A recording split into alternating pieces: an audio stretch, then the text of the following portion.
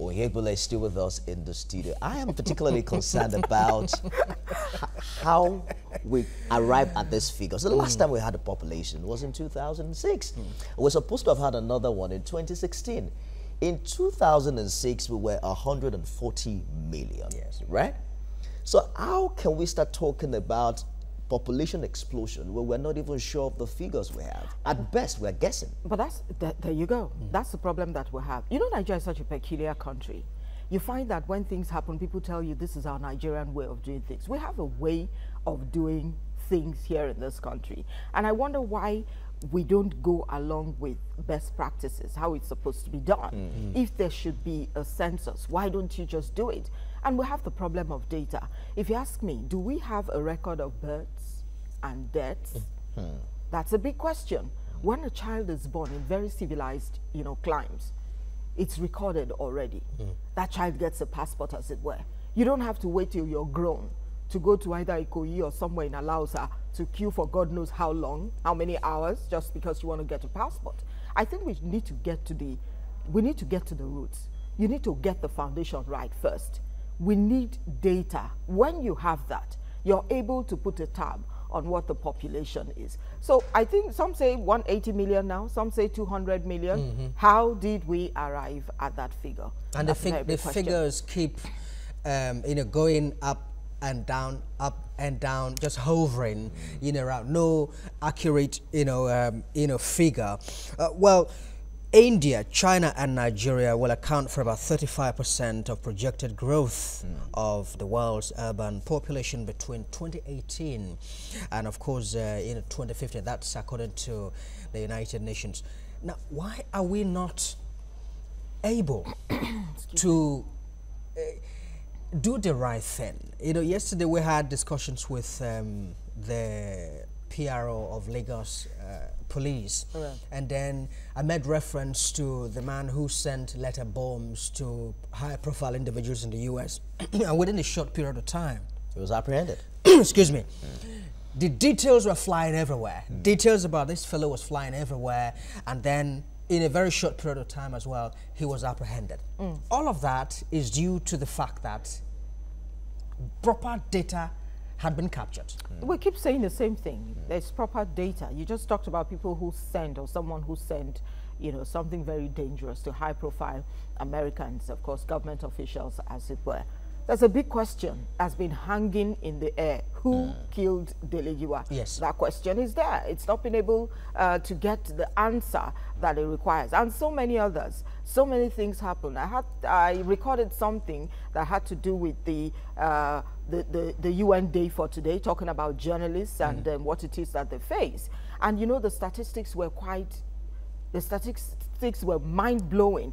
You find out that journalists are killed in the course of their jobs, and no one is able to put a tab on who did it. So as we say, data is very important. You can't be looking forward to an election and there is no data to say these are the number of Nigerians who are actually registered. These are the number of Nigerians who have entered the age of voting. Apparently. You can't even give us a figure on how many people have turned 18. Let's turn our attention now to this birth control controversy.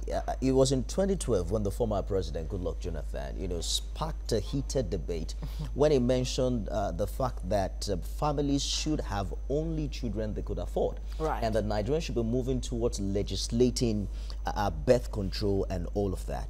How significant is this? Because we've seen it play out in China, for instance, when they had a one-child policy. They recently relaxed that. But that has been, it's been relaxed.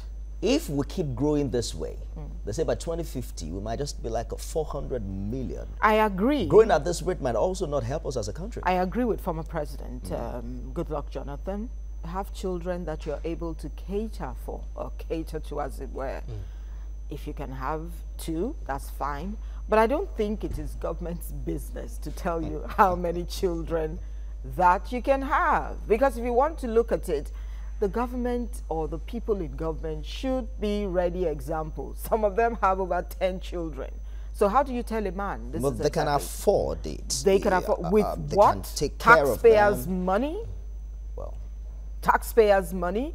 No, you don't do that. You need to live by example. I don't even want to look at the US examples. When you look at it, some of the presidents that you and I have known, some had one, some had 2 children. You've got to live by examples. You don't tell a man to stay put at just 1 child, 2 or 3, when you have 4, 5, 6. We have other issues that we need to look at. I've said to someone, we need to look at having a 24-hour economy. Is that possible? You just talked about India. I have a friend who went to India. He's head of the population in India. And he said to me, Ify, I went to India. One morning I woke up, I went to the streets or the major roads, very busy roads. I wanted to see this population that they talk about in India, just as it is. I was coming here and there were pockets of traffic here and there as I was coming here. This is just Lagos. He said he got to India. He came out. He wanted to see the people, you know, moving in their numbers. And he didn't see that. So when he inquired, he heard from them that people don't resume at work at the same time.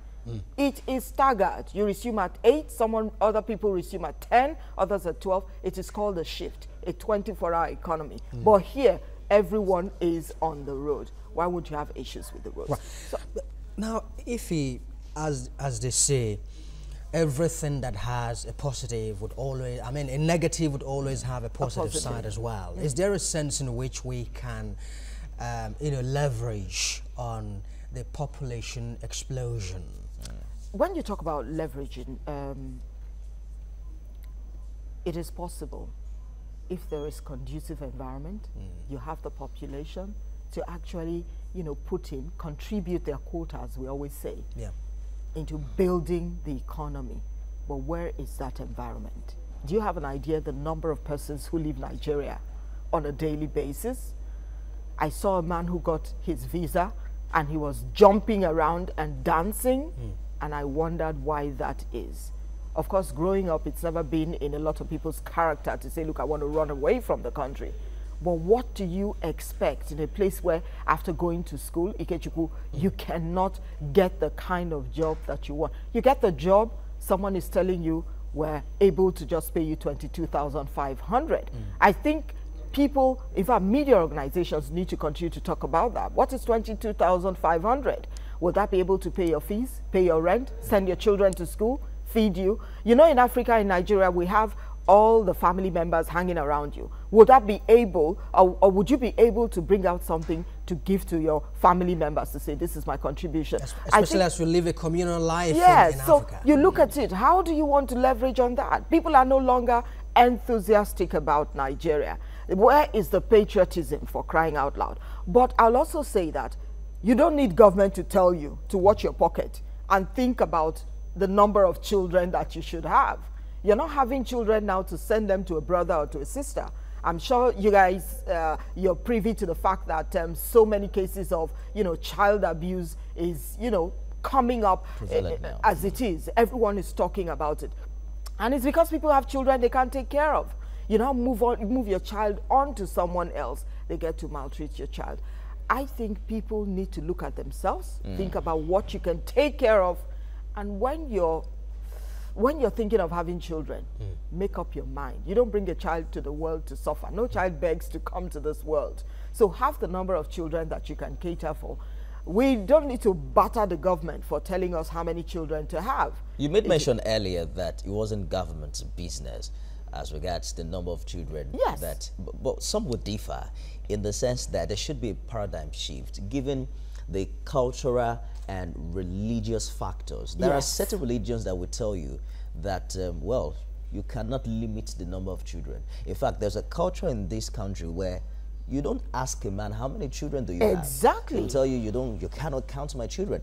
If we do not have a legislation, it would take beyond just saying on TV that have the number of children that you can cater for. We need a government, because it all boils down, everything rises and falls on leadership. It is the government that will eventually be responsible if there are parents or there are couples who are giving birth to children. For me, that they cannot I think government manage. should concern itself with issues that are more important. We need to fight corruption. As the president says, if corruption, or if Nigeria doesn't kill corruption, corruption will kill Nigeria. You think giving birth to more children that you can cater for isn't corruption in itself? I haven't said that. Of course, you heard me. Have children that you can actually take care of. But there are issues that the government needs to deal with. the government needs to look at or talk about legislation. Something needs to be done about men who defile minors. Something needs to be done about men and women in government who steal money. Something needs to be done about Nigerians working their lives out and not getting paid. When you do that, every other thing will fall into place. I tell you, my parents had 6 children. They were able to take care of them. And I'm not saying go have 6 children. You can have 2, you can have 3. I am Catholic. You cannot tell someone who's of the Catholic faith, okay, you're pregnant, you need to go have an abortion. It's impossible. And if you also look at it, you also realize that state resources as well would also be affected. The explosion would take its toll on government resources. Government needs to plan. Absolutely. Energy, transportation, housing, and all of that. Ikechukwu, government needs to plan. I read a report recently somewhere in the in the Arab world where they've invited the Chinese to come build another city. What are we talking about? It's about planning. If you're looking at, if you're able to, you're projecting, telling us this is where population is going in so and so years. What plans have you made? That's what we're talking about. There are places where you can go, set up new cities. And to even think that others are the ones telling us that our population will explode. So what are we doing? Doesn't even tell a good story about what us. Are we doing? What plans do you have?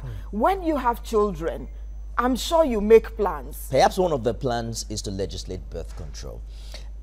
For instance, you mentioned your Catholic faith and the fact that it will be considered a sin to abort a baby. It means, therefore, that a couple has to take responsibility. It's education. There is still this, this controversy shrouding the use of contraceptives, birth control, family planning, and all of that. Don't you think that these are also issues that the Nigerian populace has to be educated about? There's nothing wrong in family planning. I'm one person who's taking up that challenge. I belong to a group where we get to talk to people about family. It's about education. You cannot tell a man, even a child, when a child plays around fire and gets burned, what happens? The child never goes there. It's about education. You need to tell people the reason why they shouldn't do this or they shouldn't do that. But telling me about legislation to tell a man, like he said, you ask someone, how many children do you have? The man says to you, you can't count my children for me. So I think it's about education. I grew up hearing or seeing the job of the National Orientation Agency. What has happened to that body? There used to be billboards everywhere telling you, do this, don't do that, don't take bribe, don't do this. But today, you don't see those things. What's happening to that organization? That's the organization that should... You don't leave it to with the responsibility to inform. You don't leave the NGOs to do all of the talking. What is the responsibility of government? Nigerians run to countries where you have children. I hear it may change now in the US. So if there is a sense in which what the finance minister said is nice, interacting with community leaders, religious leaders, to educate them, let them know the reason that it is important to have birth control. That's very good. That's very good, I tell you. And those are the people that government needs to engage, needs to talk to.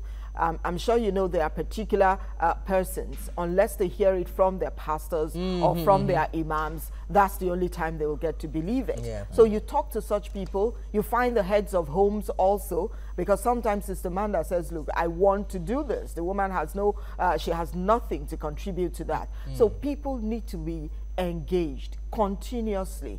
The churches, the mosques, the market women, and all of that, they need to understand why they should watch it when you talk about having children. So we're looking at myriad challenges here. Nigeria has perhaps the highest number of out-of-school children.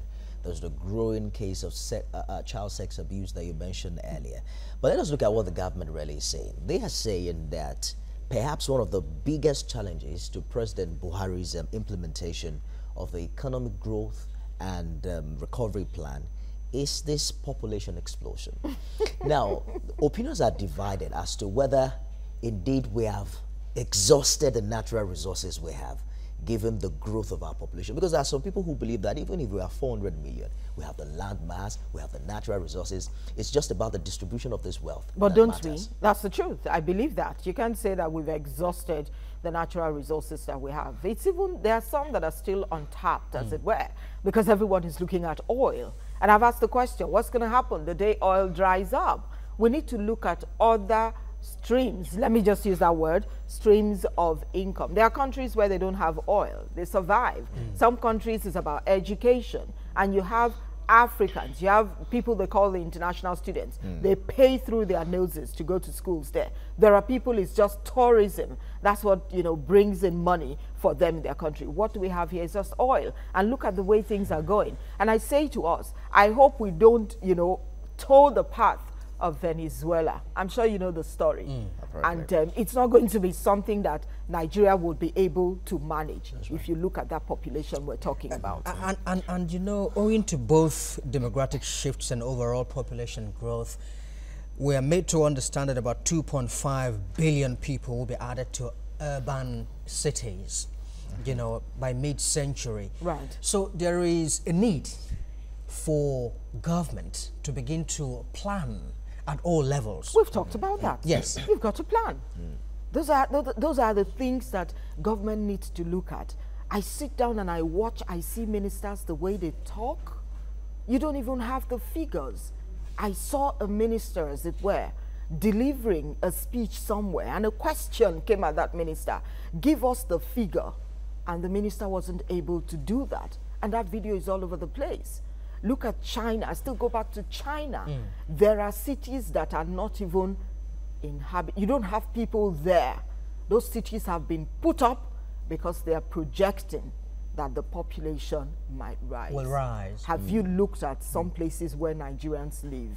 You wonder, how do people survive in those places where there are no toilets, no potable water? Why should anyone live like that, for crying out loud? And there's so much money. I'm sure when a new government comes, perhaps if a new government comes, you will hear the, you know, rot that has gone with this government, just as you heard something with the last government. What happens if you channel those monies into, you know, building infrastructure, planning, so that when, as the population rises, you wouldn't have a need to grow? An interesting development, you know, with this birth control controversy is the woman factor. So when this news broke, there was a story that, oh, the federal government has intention of placing ban on Nigerian women. And then I'm wondering that from where? Does a woman decide to get pregnant by herself? Why not placing ban also on the Nigerian man? You know, you would have heard issues of... what kind of a ban? I'm trying to say that there are families, for instance, where the woman gets pregnant, maybe after having the number of children they desire, and then the man gets angry with the woman. How do we begin to make this a family, you know, a coherent family decision, not just blaming it on the woman? Oh, you are the one who got pregnant. The woman takes the blame most of the time. There's a child in the marriage, it's the woman, or maybe a child. Some people say, look, I was just a mistake. You know, some children, I've heard people say that my parents were not planning to have me and I just came. And there's no child in the marriage. It is still the woman they blame. You know, we live in a patriarchal society. It's going to be difficult.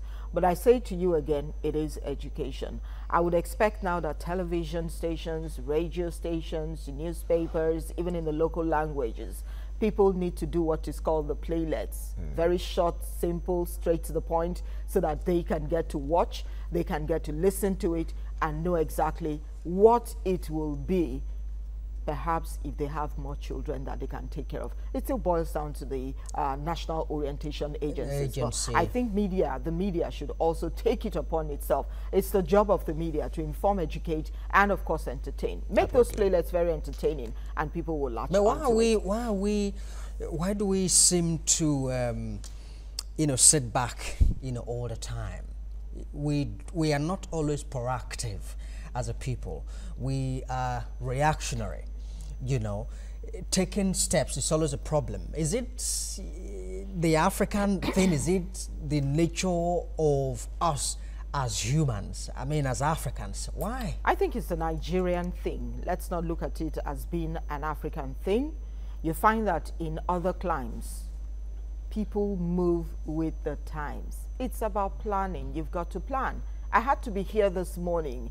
You don't want to know when I woke up because I didn't want to have to stay in traffic to get here. You've got to plan. That's the truth.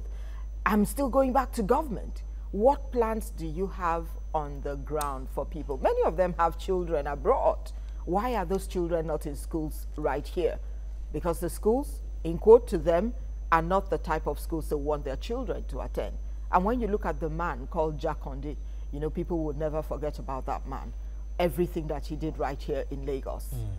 Nigeria still talks about it. People still make reference to the things that what are we saying? He did. How difficult is it to do well in governance, for crying out loud, or in government? And Ambode within a short period of time, at least people can see that yes, he made impact in terms of infrastructure development. He did. You look at bus stops, you know, created. He did, but you know, I would say to all you, over the place. never try to compare Lagos to any other state. Lagos is like a mini Nigeria. So many things happen here. A lot of opportunities. This is one place that I would say no one says, where are you from or who are you? If you're good, you get the job, as it were. But other states, as I say, need to look at what it is that's happening right here in Lagos and find what they can actually adopt that will work for them. Building the right foundation. Exactly. Go to the primary health care in some other states. You wonder, is this a clinic? So it's about planning. Government needs to So plan. there's been a lot of talk about the culture of adoption. You know, in this part of the world, when a couple doesn't have children, it is big. And then they go the extra mile. You know, some would say the amount of money certain couples used to, you know, get fertile and all of that is enough to cater for many children on the streets. But that's the truth. How do we embrace that culture where we have quite a number of out-of-school children, we have orphans, we have people who do not have, you know, parents or guardians over them. How far are we from embracing that kind of a culture in this part of the world? I visited years ago, I visited the Little Saints Orphanage. I was overwhelmed with the number of children there, beautiful children. I also went to Hearts of Gold. That's a hospice, as it were. There were also lovely children there and all of that. And I wondered, why is it difficult for Nigerians, even if you have children? I know a couple who have children of their own, but they still went ahead to adopt a child. It's about giving a child that hope, giving that child the good environment to live in and, you know, grow up. But you find that some people, because of culture and tradition, they will never go there. And you wonder why. What is the difference between that child that you've had, that is of your own, and the child born by someone else? So I think the culture is one thing. So many things need to begin to change. And you know, just as the genital mutilation, you know, issue, this is an age-long thing. For some, it's circumcision. Yes, absolutely. You know, people aren't quite able to get rid of it, you know, because of culture. Culture, that's the truth. You know, I went home recently to visit with my parents. And, you know, some things, I was walking past somewhere and I heard something and I'm like, excuse me, it still happens? They were talking about the Osu thing, the Osu caste system. And I said to my mother... But Eze of Onitsha, you know, more recently, you know, talked about... That's Onitsha. You know, Anambra, that's Anambra. You know, talked about, you know, eliminating, you know, the Osu, you know, culture. Yeah, I put up that post. Yes. I put up a post and someone says to me, tell the Eze first to tell his daughter or son to go pick a wife or husband from the Osus. And I think that's a system that what Osu are you guys talking about, for the benefit of those who don't understand? Yeah, I said it is the culture. We're the culture. Yes. It's the outcast. Certain cultures that... Yeah, in Igbo land. And I said to my mom, what in the world is that? And she said to me, there's one area, as you're driving past there, look there, this is... I said, no, mommy, what is that? Everybody goes to church. All of these things should have been, you know, eroded by now. So it's still the same thing when you look at this issue of adoption. Many will never think about it. Ife Oyegbule, as a journalist who joined us on the show, thank you for sharing your thoughts with us. Thank you for having me on the show this morning. Thank you very much indeed for coming. Thank you.